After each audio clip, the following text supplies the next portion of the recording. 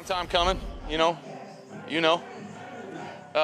Spent a lot of years in this league, and I've loved every minute of it. I feel blessed to be able to play in this league for as long as I have, but I sure am happy for this opportunity for not only myself, but really so many guys in that locker room that deserve this too. So, and that's what it is. It's an opportunity, to go out there and win another one. Matthew Stafford, the Rams quarterback in his first year, and Mike, the one-year anniversary of the unofficial trade that eventually, at the beginning of the new league year in 2021, brought Matthew Stafford to the Rams. They get to the Super Bowl, beating the 49ers, ending a 6-game losing streak to San Francisco in an unofficial road game. At one point, it occurred to me yesterday, the 49ers should send a fruit basket or something to Stan Kroenke for spending all that money on the 49ers' new alternate stadium. They took that place over, and it was something. It was a legacy game for Stafford, Aaron Donald, who we saw at one point getting his guys together on the sideline and basically saying, let's get out there and take care of business. Down 10 points entering the fourth quarter, and they got it done. And good for Matthew Stafford. He toiled in obscurity for far too long with the Lions, and now we're getting to enjoy what he is. He's tough. He's a great thrower. He takes a beating, and he just keeps getting up. He's the freaking Terminator. Yeah, you got to melt him down, and you got to distribute the fluid like to different continents in order to keep him from reconstituting and finding a way to come back and get you. First the 49ers, when they were up 10 going to the fourth quarter, I thought, oh my God, what was it, the 88 or 89 Super Bowl when it was Cincinnati and San Francisco? I said, we're going to relive it before some of these guys were born. Pretty wild. But then you're right. With Matthew Stafford, it's always been, all right, who's going to show up? The 41 touchdown guy or the 17 interception guy, of which he throws them for pick sixes. Against Arizona, he only threw 17 passes. He didn't need to do a whole lot. Against Tampa Bay, I think he threw it 38 times, and he needed to and got great protection from his O-line and did a great job. So in this one, it was like, okay, which one are you going to get? They're down 10 points, 17-7, and he brings them back. You get two receivers again, and Beckham and Kupp both over 100 yards. It just blows my mind how they continue to do that, especially Cooper Kupp getting open. It's just stunning to me how it happens. But yeah, Stafford's got to be like, are you kidding me?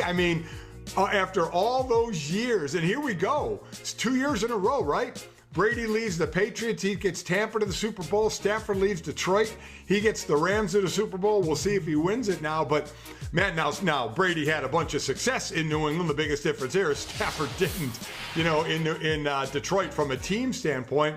So now that 1 year when how many times during the year we were all saying, well, is he just Jared Goff, in a different name? Did they really get anything better for this? And here he is, quarterbacking a team into the Super Bowl. And I think back to the first Sunday I was ever at NBC watching games with the crew and just kind of hanging out, kind of monitoring the new guy that just joined the company a few months earlier. It was the day that Matthew Stafford had like a collarbone injury or something against the Browns. Remember that game? He kind of forced his way back in, threw a touchdown pass. He was mic'd up, and that was his rookie year. And it's like, you know what? The Bobby Lane curse really is over. The Lions have something. This guy's going to be special. And they never could put it together around him. And they had guys like Ndamukong Suh. They had Calvin Johnson. They could have had Aaron Donald. Yeah. But they had a team. They just couldn't do it. Got to the playoffs 3 times and just couldn't do it. And we never really got to appreciate Matthew Stafford because other than Thanksgiving, when did we ever see Matthew Stafford play? But he's got the funny arm angles like Patrick Mahomes, and it's amazing. Mike, he had like blood on his elbow, and his hand was all black and blue, and he was getting up like the Tin Man, and just, it's hard not to root for him. Like Sean McVay said, if you don't root for this guy, something is wrong with you. And it's a great story. And here we have 2 first overall picks, one from 2009, one from 2020, getting together in the Super Bowl. Second time ever that a pair of number 1 overall picks meet in the Super Bowl. So I remember interviewing Matthew Stafford when he was a senior at Georgia before the draft. I think it was at the Super Bowl. He was there, and we got to interview him on our show back when I was doing Mike and Mike.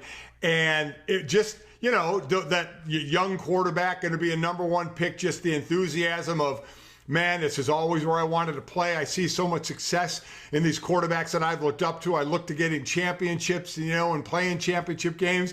And then he goes to Detroit, we know Detroit. It's kind of like, unfortunately being a Jet fan as well. You end up not going anywhere, though Jets did go to a couple AFC title games. But for the most part, you're right. It's like you see them on Thanksgiving because they're going to play every year on Thanksgiving, but you don't see a ton of them. You just say a guy gets lost, on a team like that, and here he is having to go all the way to the West Coast, to finally do.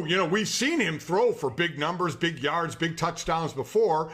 People call him just an accumulator because the team would never go anywhere. Now he helps lead a team. Oh, by the way, a team that has pushed every chip imaginable into the middle of the table that said, we are in it for this year. That's even added pressure on that team, and he's still able to lead them there. An interesting storyline that I assume will percolate at some point as we search for things to talk about. You know how it gets with the Super Bowl. There's no games this weekend. We'll find something. I mean, there's the Pro Bowl, but like I said, there's no games this weekend. Matthew Stafford got out of Detroit at his request. Calvin Johnson, they didn't let him go when he wanted to move on. Barry Sanders in 1999, when he wanted to go, they didn't let him go. Now, they had different management now. Sheila Ford Hamp had taken over the team by the time they decided to let Matthew Stafford go, and maybe they learned from past mistakes. The bad relationship they have with Calvin Johnson, the hard feelings when Barry Sanders retired and they collected all the money from him and wouldn't let him ever return and play for someone else. But it is quite a contrast, and it's good for the Lions if they're finally realizing that when you have a guy that good for that long who just conscientiously decides he'd like to finish his career somewhere else, good for them to finally do it. But I'm sure Calvin Johnson and Barry Sanders are wondering, boy, it's a shame they didn't feel this way when we wanted to escape Alcatraz and go play for a winner. So I think what happens a lot, Mike, and when I left the league and would talk to younger players, the one thing I would always tell them, and it's so much easier said than done, is remember, while this is a game you've played all your life and you love playing the game, it is a business. You are now in a business, and business decisions are made. A team could love you during the season, and then you're up for contract. All of a sudden, they find all the things they think is wrong with you. And that can be on the other side as well, right? A team, at the end of the day, if somebody doesn't want to play for them, they can take it personal and say, we're not letting you go, so much so that if you don't want to play, we're going to take your money back. Instead of treating it like a business and say, okay, this relationship isn't going to work anymore. What's the best thing we could do now in a business decision? What can we do that's going to help the team? And, that's what Detroit finally realized. We're not going to have Stafford. So what can we get back that we think could help us now or help us in the future if it's draft picks? So just like the player shouldn't take things personal, though it's very hard to do, teams shouldn't act that way either. Personally, when somebody doesn't want to play for you anymore, if you don't think it's going to, I'm not saying give everybody what they want, but then if you know it's not going to happen anymore, man, you find the best deal that's going to work for you, the team. And that's what they did, getting 2 first-round picks, a third-round pick, and Jared Goff, and maybe some good karma. Maybe a sign that the Lions are on their way to something approaching relevance, depending upon what they do in the draft this year and maybe next year. But the one thing the Bengals proved to us, you can turn it around quickly. That creates plausible hope for all the other bad teams out there. All right. Hi, I'm Mike Tirico, and thanks for watching. Make sure to hit subscribe for the latest news and highlights from NBC Sports.